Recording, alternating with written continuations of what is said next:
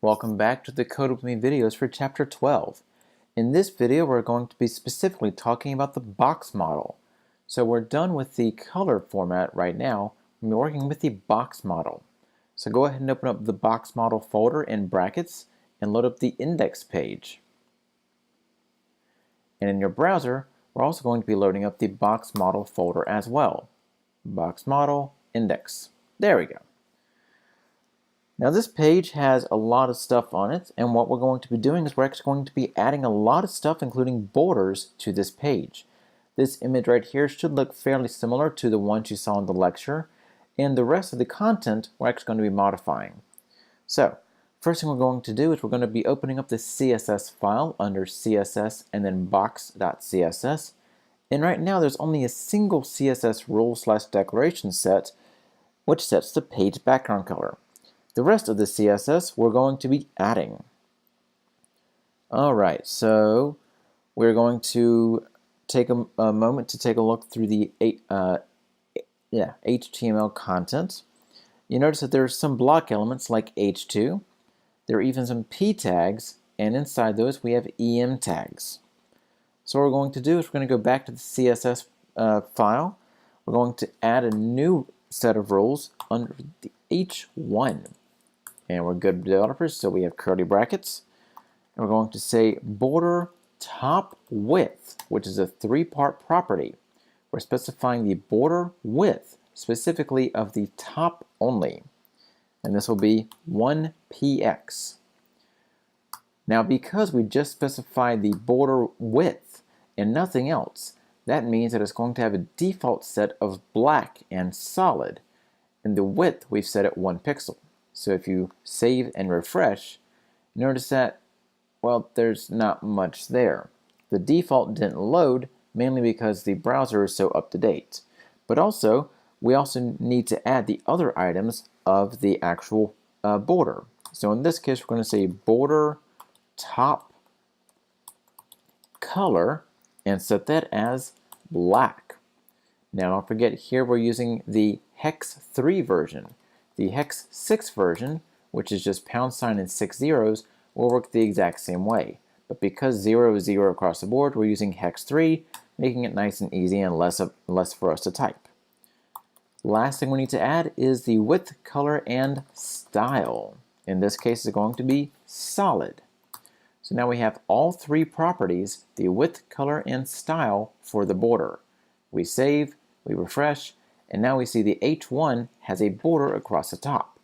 Don't forget the H1 is a block level element, so the block level element actually spans the whole width of the available space. In this case, it's the amount of space the browser has. Okay, let's see. We're actually going to be shrinking all this down into one nice set of code. So instead of saying border top width, border top color, border top style, that's a lot of extra stuff. We're just going to say border top, and we're going to put the exact same things in. 1px, # 000, and then solid. So these three things right here and this one line all say the exact same thing. So we're just going to get rid of these right here. Don't forget that when you're dealing with border, it does not matter what order you put it in. You could have the black at the front, you could have solid at the front, you could have the width at the end. It does not matter because everything is not interchangeable as far as the values. So the values are specific to that specific rule.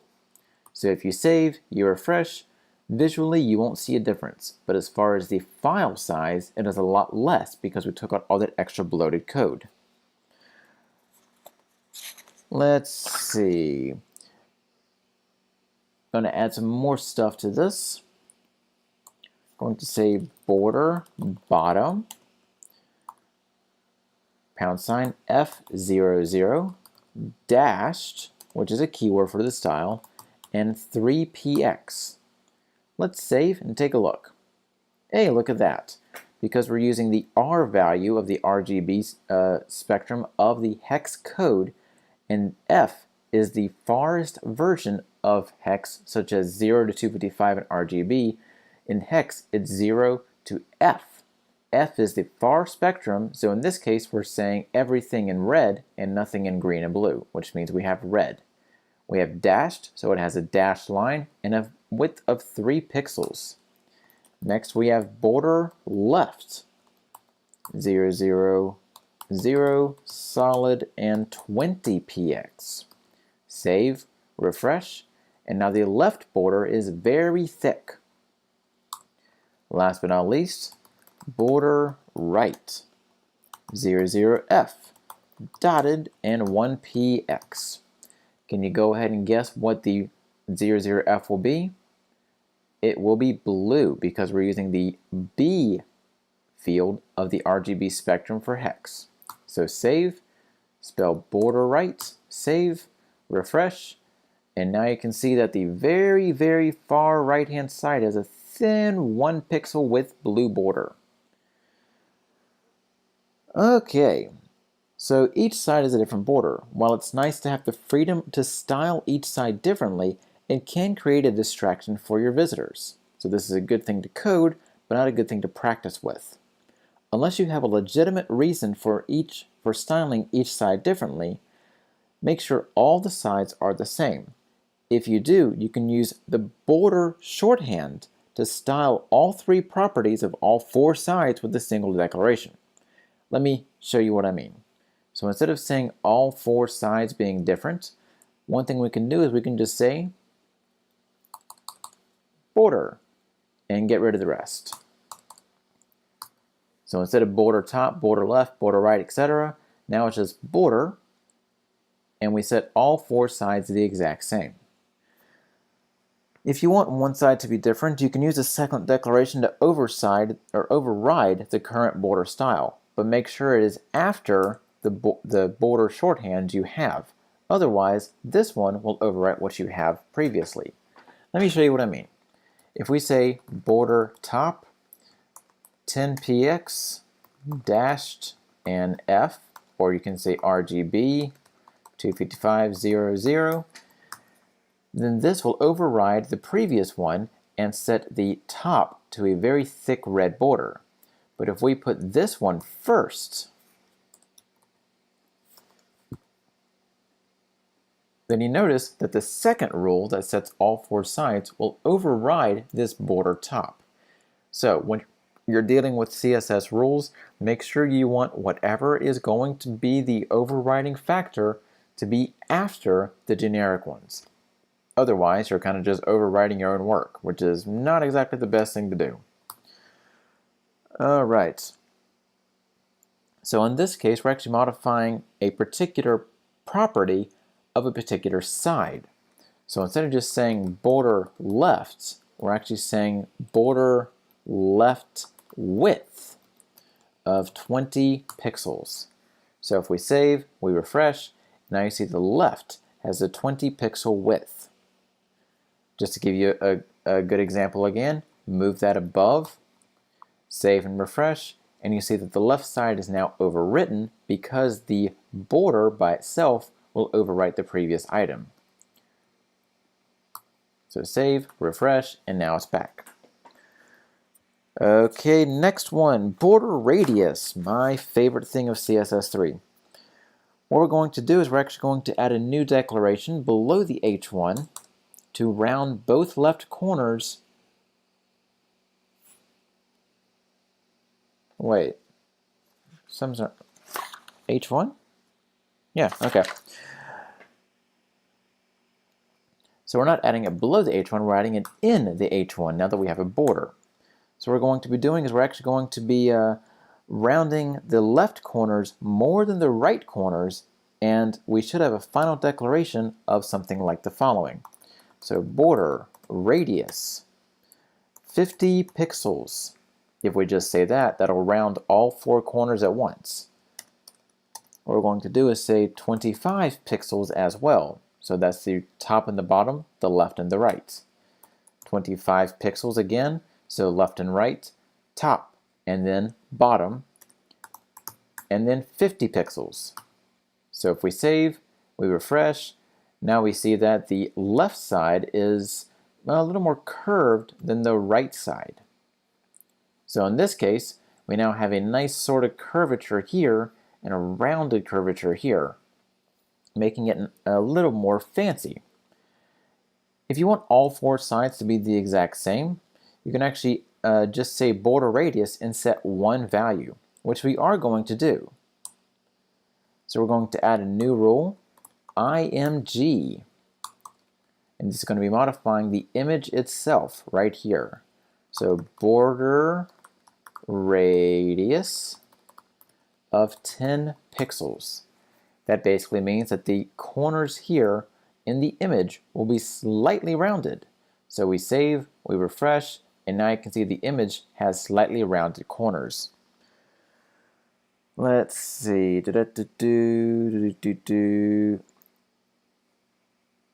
All right. Now, if you want, I highly recommend taking a chance to experiment with this radius right here. If you say 100 pixels, you'll notice that the radius starts to get more and more closer to the actual image. The further in numbers you get, the more circular the image will be. And depending on the size of the image, such as a square, then you can have a perfect circle. If it's a rectangle like this, then it'll be as spherical as possible until it can't be any more spherical. So if we say a bunch of zeros and refresh, you notice that the image itself cannot be any more spherical because the browser has calculated this is as far as it can go without actually breaking the image. So you can experiment with this a little more. As long as you get back to 10 pixels, we'll be good. For the next one, we're going to be adding padding.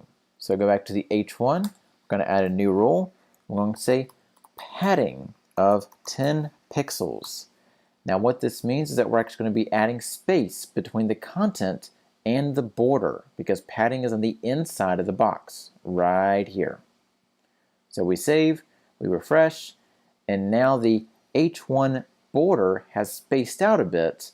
The left border has kind of had a little curvature effect, which is neat, and there's spacing between the content and the actual border itself of the element. So the heading is no longer cramped. Next, we're going to add a little white space with margin. Let's see, we're going to add borders to the other elements so we can actually see them. So the next one we're going to say is H2 border 000 solid 1px. P border 000 solid 1px. Now as we do all this, the UL border 000 solid 1px. You may think to yourself, can't we just make it a little easier instead of having to repeat all of this together? Yes, we can.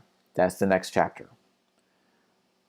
Okay, so let's save, let's refresh, and now we can see that each item down here has a nice little border around it. What we're going to do is we're going to add a declaration inside the H2 and say margin left 100 pixels. What that means is that we're actually going to be modifying the H2 like this one and bumping it over 100 pixels. We're basically inserting 100 pixels between the left side of the content and the border and the actual content, which in this case is the page. Now don't forget, margin includes the outside. So you have the content, you have the padding or the spacing inside the element, you have the border itself, and then margin is on the outside. So we're going to be spacing this away from the actual left side of the page because it's margin left. We save, we refresh, and now you notice the content and the border both move. If we left the left part off and saved, you'll notice that the H2 itself and the other H2s space themselves away from the other elements. But since we just say margin left, it only does it in one direction. Now, if you want, you can also experiment with a negative value in margin. Padding will not let you do negative values because, well, once you get down to 0, there's nothing left. But margin, everything has a margin. So if you say negative 100, that means it's basically going to bump this over 100 pixels to the left. Well, that also means that it's going to go off the page because, well, there's nothing there. There's no browser, so you can't see it. Not exactly the best thing to do, but we're also going to work with the top margin. That's interesting. Okay, edit the declaration, set the top margin. Okay, so we're modifying left to top.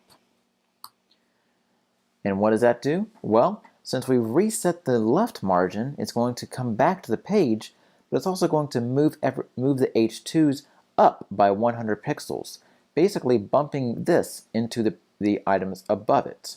We refresh, and now everything is very, very hard to read because it's all bumped on top of each other because the top margin of the H2 is now bumped into the previous elements, which just really kind of doesn't work out. And this is just chaos and havoc. So what we're going to do is we're going to remove the bottom margin. Bottom, and set that to 0. Now, the unit of measurement doesn't really matter because pixels, points, percent, EM, REM, etc., 0 is 0 across the board. So no matter what you do, you can leave the unit of measurement off because 0 will equal 0. Now, what does that mean? Well, if you recall from before, if we take out the margin bottom, or better yet, let me put that in a comment since we just learned about that. So now this property will not be processed. We save, we refresh, and now you see that the H2s have their margin as well. By removing the bottom margin, because everything automatically has a margin, go away. You'll notice that the margin itself really can't see that. I'm going to make a small modification here to say refresh. Okay, so you'll see that the orange section around the H2 is actually the margin that the H2 element has. So what we're going to do is we're actually going to be removing the bottom margin, bumping the next item up to the bottom of the H2. So let's reset that value, remove the comments, and we get rid of developer toolbar, we refresh, save, refresh,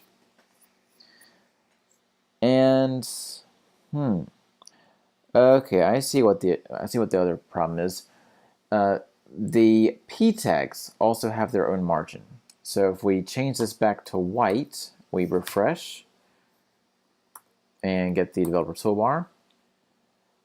There we go. The P tags also have their own margins. So even though the H2 has the margin bottom removed, now we got to deal with the P margin itself. So in here, we're going to say margin top 0, save, refresh, and now these two items are bumping up against each other because the H2 has no 0 margin, or has a 0 bottom margin, and the P tag has a 0 top margin.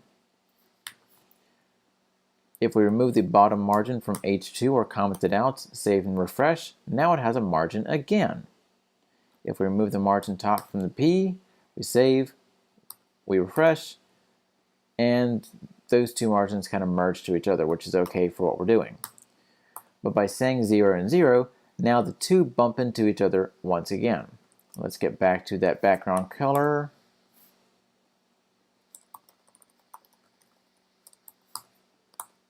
And we're back where we should be.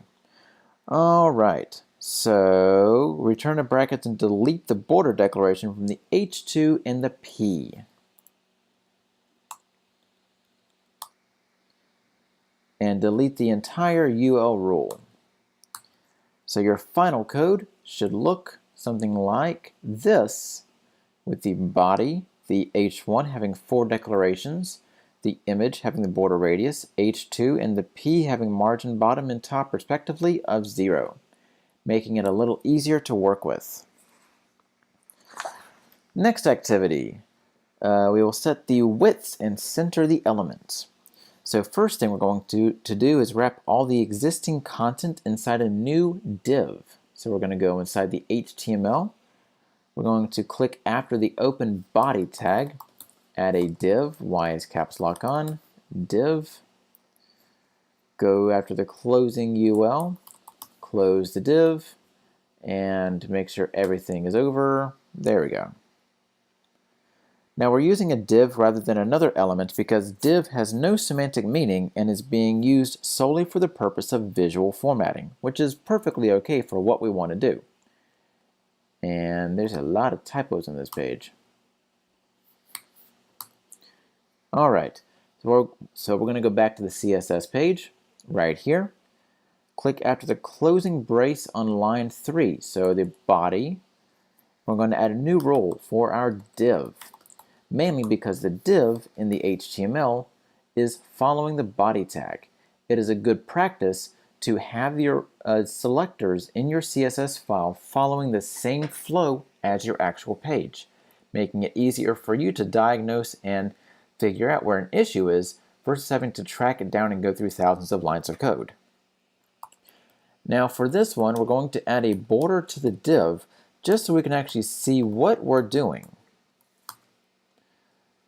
Okay, so we save, we refresh, and now the div has a nice big thick border. Again, mainly for our visual representation. And also div is a block level, so it's going to span 100% of the width of the browser for what we want.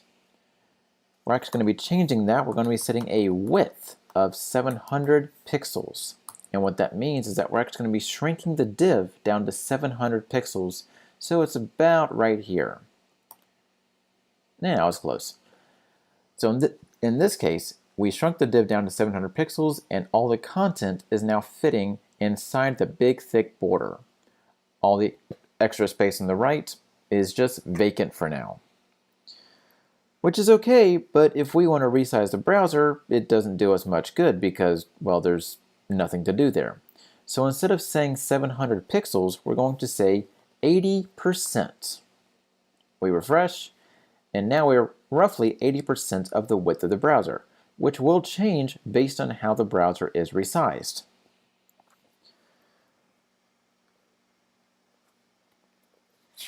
Let's see.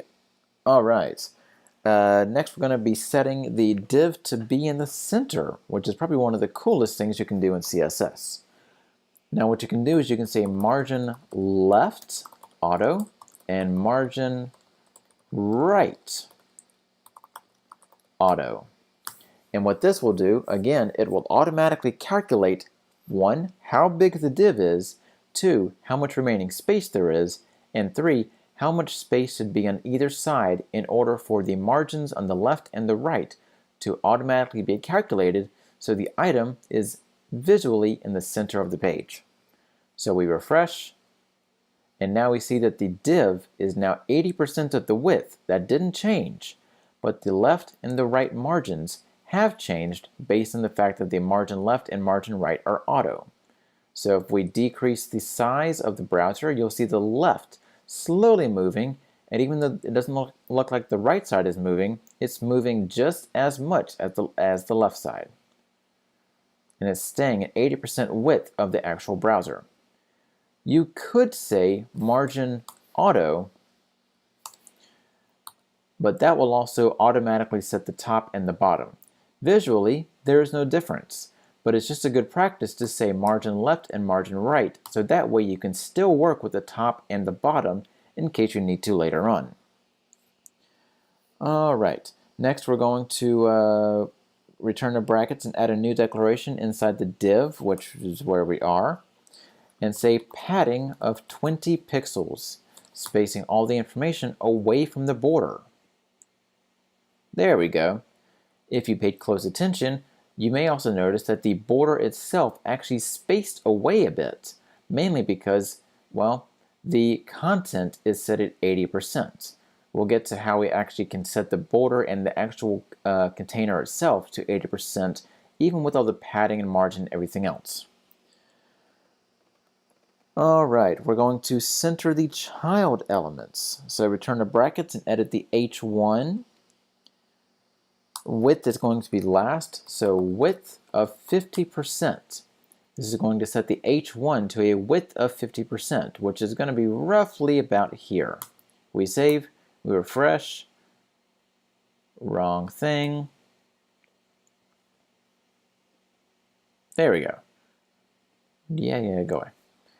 So now the H1 has been set to 50%, which is right here, of the available space inside the div. If you try to resize the browser, you'll notice that the 50% H1 decreases as well because it's only 50% of the available space. We're also going to center this. So you can either copy and paste your margin or you can actually retype it. It doesn't matter exactly how you do it as long as the items get into your H1. What we're going to do is we're actually going to be putting it between border radius and padding. Margin left, auto, margin right, auto. So this way we make sure that everything lines up, and for sake of organization, we're going to be making things alphabetically ordered by property. Because if you have all the items like this, then chances are, if you're searching for specific items such as padding, you may not think that it's at the very end. Or width, you may see it on the second line, but if you're trying to search for something very specific, it'll be very hard to locate. So let's organize this by alphabetical order by property, and now we're sane again. We save, we refresh, and visually, what we've done is updated the H1 to be in the center of the actual page. The content itself is not centered, so what we can do is we can actually go in here and add text align. Now T comes after P, so we'll say text align here and center. There we go. So now this text right here will be centered inside the H1. There we go. Next activity, 12.12, we're going to update a section. And section comes after the image. So we're going to be adding that after the image in our CSS. Section, border 000, solid 1px, watch, rinse, repeat. Go down here, refresh, and now the section has a border around it. Going to add a width of 500 pixels. So now we see that the width has been set and the section is a little taller. Well, let's also modify that to say height of 800 pixels. Well, what does that mean? That means that it's going to add extra space because, well, 800 pixels may be more than we need, but it's still going to set it based on the sizing dimensions that we put in. So it's much taller than it needs to be as there's not enough content to fill the height. We go back here, we say height equals 150 px. We save, we refresh, and now there's more content than the available space in the container. And we're going to fix that with the next activity of overflow. So in this, we're going to say overflow hidden.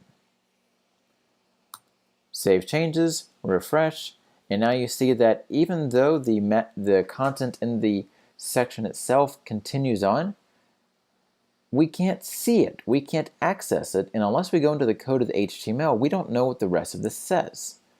So how do we fix that? We can say scroll, which means that a scroll bar will be present, and we can actually scroll up and down to see the actual content, which is nice and everything else. But one thing we can also say is overflow auto, which allows us to automatically display a scroll bar if one is needed. Otherwise, in most browsers, not Mac, you'll see a scroll bar there 24/7 if you have overflow set to scroll. Otherwise, overflow auto will only have a scroll if needed. So if we go back to the height and say 800 pixels one more time, we save, we refresh. Now, even though this section is much, much bigger, we don't have a scroll bar because we don't need it. But if we say scroll for the overflow, chances are your browser may display a scroll bar, and that's just because that's the way things are. Alright, so we are done with this section, so we're going to basically delete it, because setting a height on a section and all the other items is usually a poor choice. So when should you use height? You can use it on images to create a responsive design, which you'll learn later in the book. The big lesson from this activity is that you should avoid setting a height on any container of text, mainly because you don't know how much text there will be inside the container, what the size of the text will be, or what the available space is to display the text. Next, we're going to work on minimum width. So we're going to go to the div, go to the 80% browser window, but you never want it to be narrower than 658 pixels, which is the width of the image. Let's refresh. There we go. So this image itself is 658 pixels, which is what I'm seeing right here, this first number. It's also right here in the actual HTML setting with the attribute. So what we're going to do is we're going to go back to the div and we're going to say min width of 658 pixels, not 85, 58 pixels. So basically what that means is that even though the width is set at 80%, once we refresh, visually there's no difference. But if you decrease the browser, you'll notice that once we get to 658 pixels, the width of the div will not decrease anymore. If we didn't have the minimum width, let's just comment that out, you'll notice that the div will still continue to decrease in size while the image kind of goes over the edge and is not contained by the div. So by saying minimum width of 658 pixels, that means that the div has a certain width that it must maintain. If the width of 80% is above 658, it'll still scale with us, and that's perfectly fine. Okay, so that is it for this video. We've covered quite a lot about the box model, and in the next video we're going to talk about backgrounds. So if you have any questions about anything in this video or anything in Chapter 12, please send me an email or hit me up on Twitter and I'll get back to you with the best possible answer.